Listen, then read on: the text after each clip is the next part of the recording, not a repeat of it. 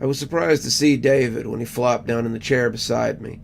He was huffing and puffing, his shirt plastered to him with sweat, and I could see some nasty burns on the ends of his fingers. I asked him what he'd been up to, aware that I hadn't seen him in a couple of days, and he told me he'd been up on the 3rd floor of the new wing for the past couple of nights. Damn cut-rate contractors must have used subpar wiring up there, because the lights keep flickering. I've been trying to figure it out for a couple of days, but I can't fix it. "You sure it's not Dave up there messing with the electrical?" came a voice from the doorway, as Carl came wandering up. David gave him a look I'd never seen before. "Don't joke about that. I knew Dave, and that's not funny." Carl put his hands up. "I wasn't joking. I've heard the electrical problems on the 3rd floor have been happening ever since the incident, and people say they've seen him up there sometimes." "Some people need to have some respect for the dead," David said, looking offended. "Are either of you going to tell me about this Dave, or am I going to have to guess?" Carl laughed. "You haven't heard of Dave?" "Why would he have?" Dave said. "He's only been here a couple of years. Hell, he'd never heard of Frances Garland until she just showed up." I looked at both of them expectantly.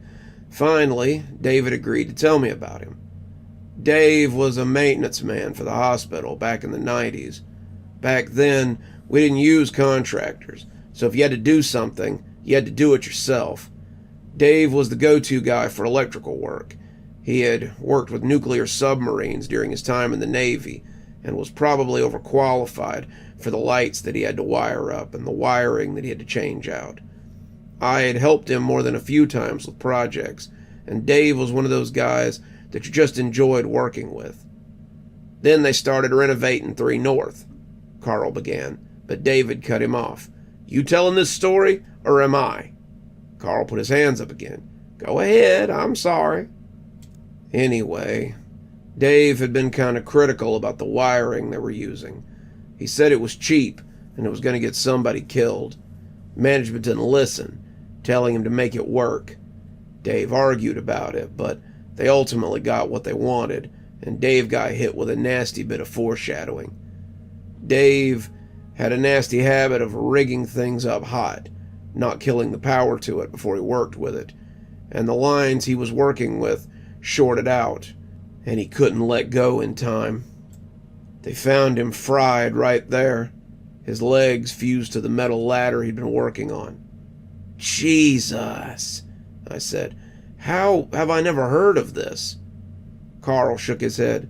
"Higher-ups buried it, tried to discredit Dave.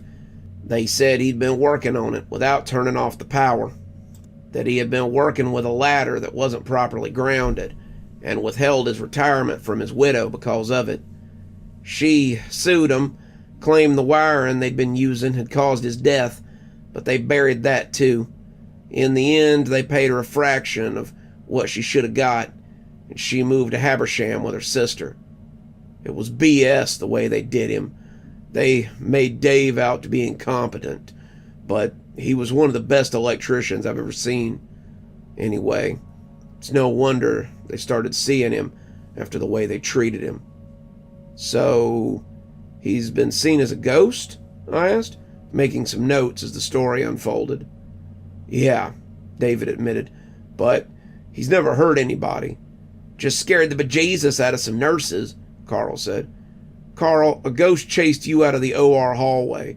Dave's never done anything besides startle people." "So, could he be responsible for the electrical problems on the 3rd floor?" I asked, curious to know if this was something that I could observe. David just shrugged. "I guess people do sometimes say that when he's seen in an area, the electrical goes a little haywire." We all hung out and talked a little more, but David finally had to get back up there, and Carl had to get back to his rounds. That left me to think about Dave and his accident, and do a little digging. The hospital website didn't have much, and didn't even really mention Dave, but there was a memorial entry for him, as well as a bench in the butterfly garden with his name on it. I called Michael at the switchboard, but he said he didn't know anything about him either. Michael and I had been here for about the same amount of time, so that wasn't too surprising. But I was kind of curious to know more about Dave and his little accident. So, I called up to 3 South to see if I could speak with Nurse Robinson.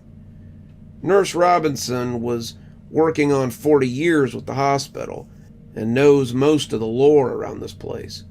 She helped me add things to my Shaky Leg Mary article. She had some stories about the stairwells, and she had really helped me with the 3 North caller. It was about midnight, and I was pretty sure that she wouldn't be too busy. The phone rang twice before the gravelly voice of the person I'd been looking for answered. "Well, well, well, chasing another ghost?" "Maybe," I said, knowing that she had already sniffed me out. "I heard your neighbors were having some electrical problems." She chuckled, and I could almost hear the phlegm rattling around in her throat. "Looks like old Dave's up to his usual tricks." Good. She knew who I was looking for. That's who I called to talk about, actually. You know anything about him? He was a little before my time. He was a lot before your time, you mean? Dave was more my time. I was still young when Dave got fried. A girl not even in her 30s. They said he got cooked working on the electrical on 3 North. Sounds like you've been talking to David. He and Dave were buddies. He took the loss pretty hard. I was working on 3 North then, as you know, but I wasn't there when they found him. I have seen him, though, since. Like, after he died, I said, realizing I'd come to the right place. Yep, I was sitting at the desk one night, reading a chart and inputting some records, when the lights started to flicker. I didn't think much of it. The wiring in this part of the hospital has always been a little squirrely. Then I smelled something. It was like ozone and ash, and I looked up to see someone in profile. He was wearing the jumpsuit they used to make maintenance wear, and when he looked at me, I could see the right side of his face was burned pretty bad. He told me to be careful, 'cause there were live wires around, and I shrieked like a tea kettle and rolled away from the desk. Damn near gave me a heart attack, but when I looked back up, he was gone. And when was this? I asked, hoping it had been recently. About 10 years ago. Haven't seen him since, but that was the closest I'd ever come to thinking about retirement. Sometimes think maybe I'll haunt this place after I croak on my post, she said with a little laugh. Hearing stories about Dave and the Boiler Man took a lot of the humor out of it, though.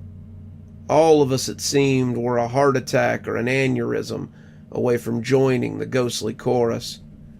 I talked to her a little while longer, our conversation turning to less serious matters, but I think I had made up my mind to go investigate before wishing her a good night and hanging up.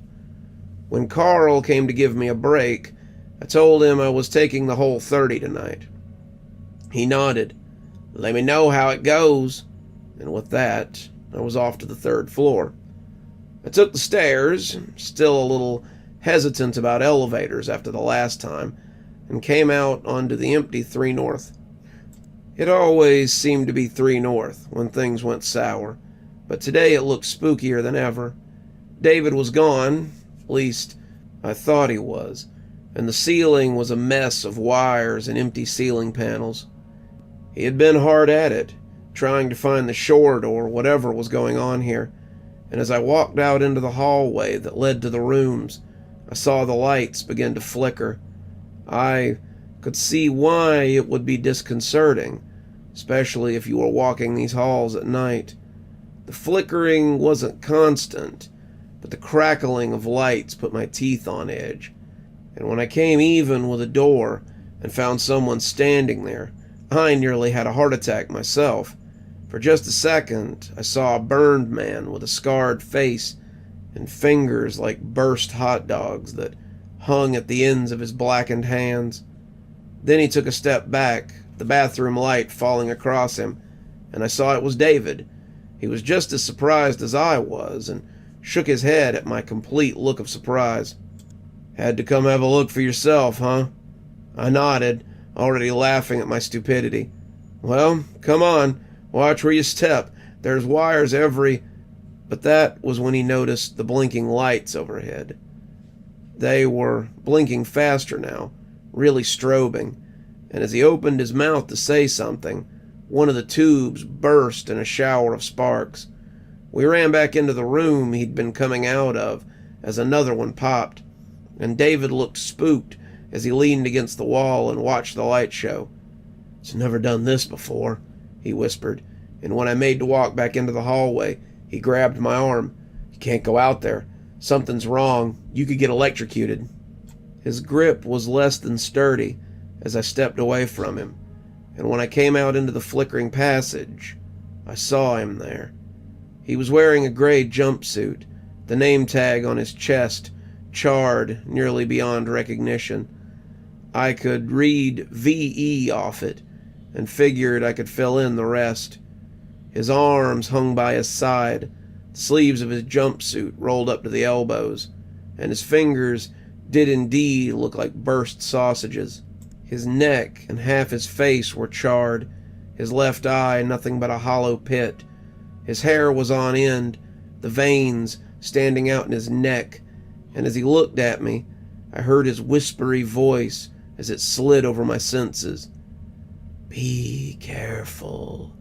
There are live wires." I started to step back into the room, not wanting to stare too long at him, but I remembered what the orderly had told me. He said I would have made a good guide, might have a future at it. So I walked towards Dave and smiled as I reached out to touch his shoulder. He was solid enough, but it was like touching air or gelatin. He seemed surprised, and I guessed no one had ever come closer after seeing him. "Come on, Dave. It's time to go." His voice shook as he answered, but some of the rasp had crept out of it. "Go? Where are we going?" "I'm going to take you somewhere where you can rest. You've been working too much lately. Think it's time for a vacation." I only hesitated a little when I reached down to grab those ruined fingers, but as my hand settled around his, the flesh became as smooth and new as it had been in life. The purple bruises became sun-kissed and haired. The fingers became the long and dexterous instruments they had been in life, and the missing eye became as green and inquisitive as the other. Dave had been well on his way to middle age when he had died, and I couldn't help but wonder if he was someone I would have known had he still been alive. Would David have brought him to our breakfast meetups? What would he have made of the hospital's mysteries? I suppose I would never know, but I could help him put his own mystery to rest. "A vacation," he said, sounding lost. Yeah, vacation would be nice, I guess. I'm pretty tired." "Well, follow me then," I said. We headed down the hall to the waiting stairwell. When the door came open, I wasn't surprised to see the red-clad orderly behind it, smiling like a kid with a secret. "I had a hunch that there would be someone to meet if I showed up here today, and here you are. Are you ready to come with me, Dave?" Dave balked a little, clearly not sure what to make of the man, but I squeezed his hand and smiled at him. "It's okay, Dave. He's here to take you on a vacation." "Oh," Dave said, almost dreamily. "Aren't you coming with me?" "Nope," I said, shaking my head. "Couldn't get the time off approved. Maybe next time." He nodded, apparently making some sense out of that, and stepped into the stairwell with the orderly. "We'll find him the best vacation we can. the orderly said, the two of them waving as I closed the door to the stairwell. When I opened it again, it was just a regular empty stairwell. Came a voice from behind me, and I turned to find David coming hesitantly from the room. Was that Dave? I nodded.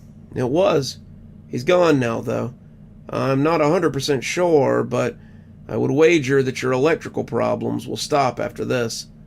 I think old Dave was still trying to do his job after all these years, but as far as ghost electricians go, he leaves a lot to be desired. David chuckled numbly. Yeah, I guess he does. I went back to my post, and Carl laughed and asked why I was back so early. I told him I hadn't needed the whole 30 after all, and I was just finishing up telling him what had happened when David came down, hauling his ladder and tools. He was all smiles as he reported that whatever had been going on up there was at an end now, and they could reopen 3 North again, at least until the next disaster. Cashmere Medical is a place that sometimes attracts great sorrow and great suffering, but when we can lessen that suffering some, especially for those who have been suffering for many, many years, I'd say it's a win in my book. Makes me think there might be a way to help some of the souls trapped here, though I wonder if the hospital would give them up willingly. I guess it's something that will require more research and a little trial and error. You're still here. Thanks so much for joining us for tonight's spooky tale. If you'd like a little bit more spooky in your life, why not click on one of the videos that appears at the end of our story, or maybe head on over to one of our playlists where you can get your fill of spooky content. If you like your spooky a little more tactile, I've got a new book that's come out. If you'd like your own copy, there's a link below in the description where you can get your own copy of my spooky book. If you like what you see here on the channel and think you might like to support in a more monetized way, then why not come over to Patreon or become a member on YouTube? Speaking of, let's go ahead and thank our members now. Thanks to Civ Garstad, Unicorn Hollow, and Army Dude for being our spooky ghost contributors. Thanks to Janet, Lee Kendall, Saikat, Ronda J, Sue Casper, and Valinator for being our spooky skeleton contributors. And thanks to Oh Snap, Hi Stacy, Winter, Xaronan, Stephanie Carrington, Tyler Parker, Cinnamon Fox, Grim Reaper, TomBoiTopUwU, and Queen Sheebah for being our ghostly reader tier contributors. And a big thanks to Scott Donahue for being our ghostly writer tier contributor. Thanks, everyone. We just couldn't do the show without you. If you'd like to support the channel, then come on down to Patreon or become a member on YouTube. Spooky Skeleton tier contributors, that's our $5 tier, get their spooky 12 hours early at 8:30 a.m. as opposed to 8:30 p.m. my time, of course. And while Ghostly Reading is only a tier that's available on Patreon, you get a signed copy of my book anytime I write one on your doorstep in, hopefully, a timely manner. If you'd like a book, we have many on Amazon. I've got links below if you'd like to follow those. Should get you to my page so you can buy any one of my 8 books I believe we're up to now. I'm sure they'd look really nice on your shelf, and I'll sign them for you if you can find me out in the wild. And as always, thanks for stopping by. Dr. Plague, signing off. Have a wonderful evening.